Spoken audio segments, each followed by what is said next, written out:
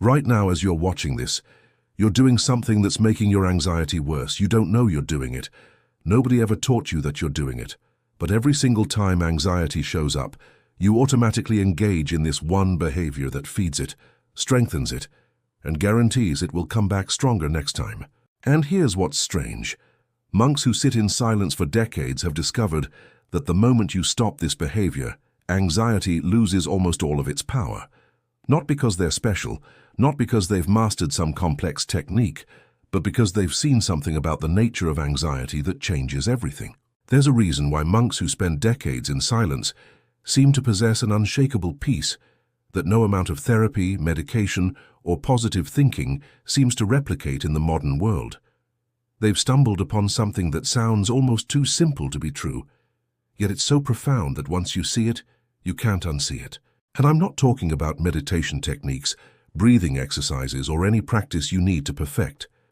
This is about a fundamental shift in perception, a silent realization that happens in an instant but changes everything that comes after. Stay with me, because what I'm about to share isn't something you do. It's something you suddenly recognize, and that recognition alone is what dissolves anxiety at its root. Let me start with a question that might seem strange at first. When you feel anxious right now, where exactly is that anxiety? I don't mean what you're anxious about. The job interview, the relationship, the money problems. I mean, where is the actual sensation of anxiety located? Most people will say it's in their chest, their stomach, their head, somewhere in their body. And yes, there are physical sensations, but here's what monks discover in their silence. The anxiety you think you're experiencing isn't actually the problem. The problem is what you're doing with that anxiety. And this is where everything shifts. You see, when anxiety arises, the immediate instinct is to do something about it, to fix it, to understand it, to make it go away, to distract yourself from it, to analyze why it's there. And in that very attempt, in that resistance, in that need to make the feeling different than it is, you're actually creating a second layer of suffering that's far worse than the original sensation. The monks call this the difference between pain and suffering, between a feeling and your relationship with that feeling. The anxiety itself is just energy moving through your nervous system, a biological response that arises and passes. But your resistance to it, your story about it, your desperate need for it to be different, that's where the real torture begins. Think about it like this. Imagine you're holding a hot coal in your hand. The heat is painful, yes, but what makes it unbearable is your constant gripping and re-gripping of it, your panic about the burn, your mental spiral about how long it's going to hurt and what damage it's doing. If you could simply open your hand and let the coal drop, the pain would still be there for a moment, but it would begin to dissipate immediately. Anxiety works the same way. The sensation arises. Maybe your heart beats faster. Maybe there's a tightness in your chest. Maybe thoughts start racing. That's the coal. But then you grab onto it. You think, oh no, not this again. Why am I feeling this? I shouldn't be anxious right now. What's wrong with me? I need to calm down. I need this to stop. And with each of these thoughts, you're squeezing that coal tighter and tighter, intensifying the very thing you're trying to escape. The silent realization monks come to, often after years of simply sitting with themselves, is this: you don't need to make anxiety go away. You need to stop the war with it. You need to stop adding yourself to the equation. Now I know what you're thinking. This sounds like some kind of spiritual bypassing, like I'm telling you to just accept your anxiety and do nothing about it. But that's not what I'm saying at all. What I'm pointing to is far more radical and far more practical. I'm saying that the very act of trying to stop anxiety is what keeps it alive. It's like being in quicksand. The more you struggle, the deeper you sink. The more you fight anxiety, the more you're confirming to your nervous system that there's something to be anxious about. You're validating the threat. Your brain says, look how hard they're fighting this feeling. It must be really dangerous. Let's amp up the anxiety response to help them. It's a feedback loop, and you're the one creating it, innocently, unknowingly, but creating it nonetheless. Here's where it gets really interesting. Monks spend enormous amounts of time in silence, not doing anything, just sitting, just being. And in that silence, without the constant distraction of doing, achieving, fixing, and improving, something becomes obvious. They start to notice the space between thoughts. They start to notice that feelings come and go like weather patterns. They start to notice that there's an awareness, a consciousness, that's completely untouched by whatever is arising. Anxiety can be there, fear can be there, sadness can be there, but there's a part of you that's simply witnessing it all, like the sky witnessing clouds passing through. The sky doesn't fight the clouds. It doesn't need the storm to end to be at peace. It simply allows everything to move through it. And this is the silent realization. You are not your anxiety. You are the space in which anxiety appears and disappears. This isn't a metaphor or a comforting idea. This is direct experience, but you have to stop long enough to notice it. In our modern world, we never stop. From the moment we wake up to the moment we go to sleep, we're consuming, doing, thinking, planning, remembering, worrying. We're so identified with the content of our experience that we forget the context. We forget that there's an aware presence that's been here all along, unchanging, unshaken, completely at peace regardless of what's happening in the foreground. Anxiety is in the foreground. You are the background. But we've got it backwards. We think we are the anxiety, we think we are the thoughts, we think we are the feelings, and so we suffer with them as them. Let me give you a practical example of what this looks like in real life. Let's say you're about to give a presentation and you feel anxiety rising. Your heart starts pounding, your palms get sweaty, thoughts flood your mind about all the ways you might mess up or embarrass yourself. The conventional approach is to try to calm yourself down. Deep breaths, positive affirmations, maybe imagine the audience in their underwear, whatever your strategy is. And sometimes these things help a little, but they're all still operating from the same fundamental assumption that the anxiety is a problem that needs to be solved, that you need to be in a different state than the one you're in. The monk's approach is completely different. The monk notices, okay, there's anxiety. There's a rapid heartbeat, there's sweating, there are thoughts about failure. And then, instead of doing anything about it, instead of resisting it or trying to change it, there's simply a recognition. This is what's happening right now. This is the experience that's here. Not I am anxious, but there is anxiety happening. Do you see the difference? One is identified, personal, solid, something you are. The other is observed, impersonal, fluid, something that's occurring, and in that subtle shift of perspective, everything changes. When you stop resisting the anxiety, when you stop needing it to be different, something miraculous happens. The anxiety doesn't necessarily disappear immediately, but it loses its power. It becomes just sensation, just energy, just biological activation. It's no longer this huge threat to your well-being. It's just what's happening, and you're okay with that. And here's the paradox. The moment you're okay with the anxiety being there, the moment you stop fighting it, it often begins to dissipate on its own. Because anxiety feeds on resistance. It feeds on the story that something is wrong. When you remove that fuel, when you stop adding more anxiety about your anxiety, the original response has nothing to sustain it, and it naturally winds down. But even if it doesn't, even if the anxiety stays, you've fundamentally changed your relationship to it. It's no longer running you. You're not at its mercy. You're simply present with what is, and there's a profound freedom in that. This is what monks discover in their silence, not a technique to eliminate anxiety, but a way of being that doesn't require anxiety to be gone in order to be at peace. They realize that peace isn't a state of mind, it's not a feeling you achieve when everything is calm and comfortable. Peace is what you are underneath all the states of mind, underneath all the feelings. It's the unchanging awareness that's always here, always now, always completely whole, regardless of what's arising. And the beautiful thing about this realization is that you don't have to become a monk to access it. You don't have to meditate for hours a day or go on silent retreats or renounce the world. You just have to stop long enough to notice what's already true. You have to turn your attention away from the content of your experience for a moment and notice the context, the awareness, the consciousness that's making any experience possible. Here's a simple way to taste this for yourself right now. Whatever you're feeling in this moment, whether it's calm, anxious, bored, curious, whatever it is, ask yourself, who is aware of this feeling? Who's noticing it? Not conceptually, not as a thought exercise, but as direct experience. Look for the one who's aware. What you'll find is that you can't actually locate yourself as an object. You can find thoughts, feelings, sensations, But you can't find a separate you that's having these experiences. There's just experiencing happening. There's just awareness being aware. And that awareness has never been touched by any anxiety, any fear, any suffering.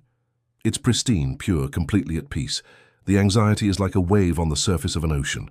The wave rises and falls, crashes and dissolves, but the ocean remains undisturbed at its depths. You are the ocean, not the wave. But you've been so focused on the waves that you've forgotten the vast, still depths that you are. Now, I want to address something important because I know some of you might be thinking, this sounds great in theory, but what about real problems? What about when there's an actual threat? When the anxiety is warning me about something important? And this is a crucial distinction. What we're talking about here isn't about denying real issues or ignoring legitimate concerns. If there's a bear chasing you, anxiety is appropriate. It's going to help you run. If you have a medical problem, financial crisis, or relationship issue that needs attention, by all means address it. What we're talking about is the 99% of anxiety that isn't about actual present moment danger, but about stories we're telling ourselves about the future or the past. We're talking about the anxiety about being anxious, the worry about worry, the fear of fear. We're talking about the mental and emotional spiral that takes a small concern and turns it into a catastrophe. That's what dissolves when you stop resisting, when you stop adding yourself to the equation. In fact, when you're not caught up in the resistance to anxiety, when you're not consumed by the war with your own feelings, you actually become far more effective at dealing with real problems. Because you're not operating from a place of panic and reactivity, you're operating from a place of clarity and presence. You can see what actually needs to be done and do it, without all the extra suffering layered on top. The monks aren't peaceful because they have no problems. They're peaceful because they're not making their problems worse by resisting what is. They're not arguing with reality. They're not spending energy wishing things were different than they are. They're simply responding to what's in front of them from a place of inner stillness, and that makes all the difference. There's an old Zen story that illustrates this perfectly. A monk asks his teacher, "What did you do before you were enlightened?" The teacher says, "I chopped wood and carried water." The monk asks, "What do you do now that you're enlightened?" The teacher says, "I chop wood and carry water." The monk is confused. So what's the difference? The teacher replies, "Before enlightenment, I chopped wood and carried water while lost in thoughts about chopping wood and carrying water. After enlightenment, I just chop wood and carry water." That's it. That's the whole secret. It's not about changing what you do or what you experience. It's about changing your relationship to it. It's about being fully present with what is, without the constant commentary, without the resistance, without the need for it to be different. And in that presence, anxiety loses its grip. It becomes just another experience passing through, no more significant than a bird flying across the sky. So how do you actually live from this realization? How do you integrate this into your daily life when you're not sitting in a monastery, but dealing with deadlines, relationships, bills, and all the chaos of modern existence? The key is to start noticing when you're in resistance. Start noticing when you're fighting with what is. It usually shows up as tension in the body, as a tightness, a clenching, a holding. It shows up as a mental argument with reality. This shouldn't be happening. I shouldn't feel this way. Why is this happening to me? When you catch yourself in that mode, that's your invitation to stop, to pause, to take a breath, and to simply acknowledge, okay, this is what's happening right now. Not as resignation or defeat, but as a recognition of reality. This is what is. And in that recognition, in that acceptance of what is, you create space. You create room for the experience to be here without it overwhelming you. Another practice that monks use, though it's more of a non-practice, is to simply notice awareness itself. Throughout your day, occasionally remember to notice that you are aware. Notice that, right now, in this moment, you are conscious. There is an awareness of these words, of your body, of your surroundings, of your thoughts and feelings. Just notice that. Don't try to do anything with it. Don't try to change it or improve it. Just notice it. That simple recognition, repeated throughout the day, begins to shift your center of gravity from being identified with the content of experience to resting as the awareness of experience. And from that perspective, anxiety isn't your anxiety. It's just anxiety appearing in awareness. It's not personal. It's not permanent. It's not you. It's just a temporary arising, and like everything else, it will pass. Here's something else the monks understand deeply. Thoughts about anxiety are not the same as anxiety itself. This is huge. So much of what we call anxiety is actually just thinking about anxiety. It's the story, the narrative, the mental movie about what might happen, what it means, why it's there, how to get rid of it. And all of that is just thought, just mental activity. The actual sensation of anxiety, if you strip away all the thinking, is usually quite manageable. It's just some energy in the body, some physiological activation. But we lay a story after story on top of it, until it becomes this massive, overwhelming thing. When you see through the stories, when you recognize them as just thoughts, just mental phenomena arising and passing, they lose their power. You don't have to believe them, you don't have to engage with them. You can just let them be there like clouds in the sky, and they'll move on all by themselves. The silent realization is called silent for a reason. It's not something you figure out intellectually. It's not a concept you understand. It's something you recognize in the stillness. That's why monks value silence so much. Not because there's something magical about not talking, but because in silence, without the constant noise of doing and achieving and fixing, the truth becomes obvious. You are already whole. You are already complete. You are already at peace underneath all the turbulence. Anxiety can be there, stress can be there, fear can be there, and you can still be fundamentally okay because you are not those things. You are what's aware of those things, and that awareness has never been disturbed by anything. I want to share something personal for a moment. Years ago, I struggled with intense anxiety, the kind that would wake me up at 3 in the morning with my heart pounding, the kind that made simple tasks feel overwhelming, the kind that made me feel like I was constantly on the edge of catastrophe. I tried everything: therapy, medication, meditation apps, breathing techniques, exercise, diet changes, you name it. And some of these things helped a little, but nothing really shifted the fundamental pattern. I was always at war with my anxiety, always trying to eliminate it, always seeing it as the enemy. Then one day, during a particularly intense wave of anxiety, I just got exhausted. I was so tired of fighting, and in that exhaustion I just stopped. I stopped trying to make it go away. I stopped trying to understand it. I stopped trying to do anything about it. I just let it be there, and something incredible happened. The anxiety was still there, the sensations were still there, but suddenly there was space around it. It wasn't all-consuming anymore. I could feel it and be okay at the same time. And in that moment I realized I had been making it worse the whole time by resisting it. The anxiety itself was uncomfortable, sure, but the resistance to it, the war with it, that was the real suffering. From that moment on, my relationship with anxiety fundamentally changed. It still arises sometimes, probably always will. That's just how the nervous system works, but it doesn't have the same power anymore. When it comes, I notice it, I acknowledge it, and I let it be there. I don't make it mean something about me. I don't make it mean I'm broken or weak or doing something wrong. It's just energy moving through, a biological response, and it will pass like everything else. And you know what? It usually passes much quicker now because I'm not feeding it with resistance. I'm not adding fuel to the fire. This is what the monks discovered through their silence, and it's available to anyone who's willing to stop fighting long enough to see it. There's a teaching in Buddhism about the second arrow. The first arrow is the pain, the difficult experience, the anxiety itself. That's life. That happens. We can't always control the first arrow, but the second arrow is what we do to ourselves in response to the first arrow. It's the resistance, the judgment, the story, the why me, the this shouldn't be happening. And the second arrow, the one we shoot at ourselves, often causes far more suffering than the first. The monks learn to let the first arrow be the first arrow without adding the second. They learn to experience what's happening without creating additional layers of suffering through resistance and story. And that's the practice, if you want to call it that. Not to never feel anxiety, but to stop shooting the second arrow, to let your experience be what it is without making it worse. Now, I want to be clear about something. This isn't about achieving some permanent state of peace where you never feel anxiety again.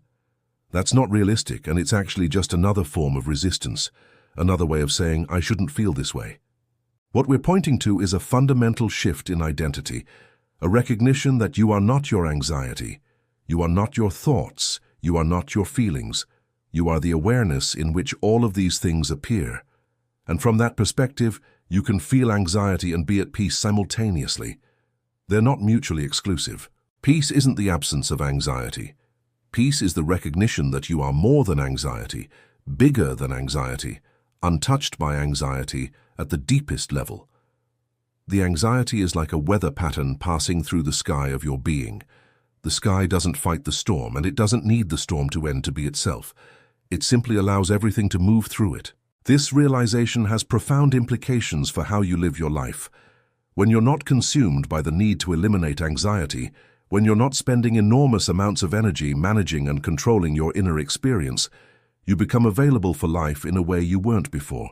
You can take risks because you're not terrified of the anxiety that might come with them. You can be vulnerable in relationships because you're not trying to protect yourself from uncomfortable feelings. You can pursue what truly matters to you because you're not being driven by the need to avoid anxiety. You become free, not because you've eliminated anxiety, but because you've stopped being controlled by it. You've seen through the illusion that you need it to be gone in order to be okay. The monks who spend their lives in silence aren't escaping from the world. They're discovering something about the nature of mind that applies everywhere, in every circumstance. They're discovering that suffering is optional, not in the sense that pain is optional, but in the sense that the resistance to pain, the war with what is, that's optional.